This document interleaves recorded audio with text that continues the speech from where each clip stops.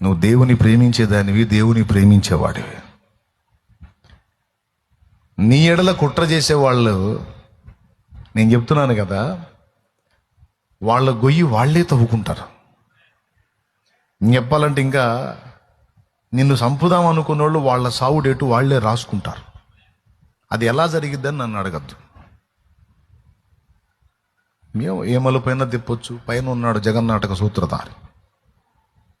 దేవునికి స్తోత్రం కలుగునుగా. అందులో లేఖనంలో కూడా రాయించి పెట్టాడు, గొయ్యి తవ్వు వాడే అందులో పడును అని. అటు గుంటలు తీయొద్దు, గోతులు తవ్వొద్దు. తవ్వినోడు పడతంటే మనం ఆపొద్దు. దేవునికి స్తోత్రం కలుగునుగా. ఎందుకు కష్టపడి తవ్వుకున్నాడుగా, కష్టపడి తవ్వాడు కదా, మరి వాడు అందులో పడుతున్నప్పుడు మనం ఎట్లా ఆపుతాం? ముచ్చటగా తవ్వుకుంటే సావురా అంటే. దేవునికి స్తోత్రం.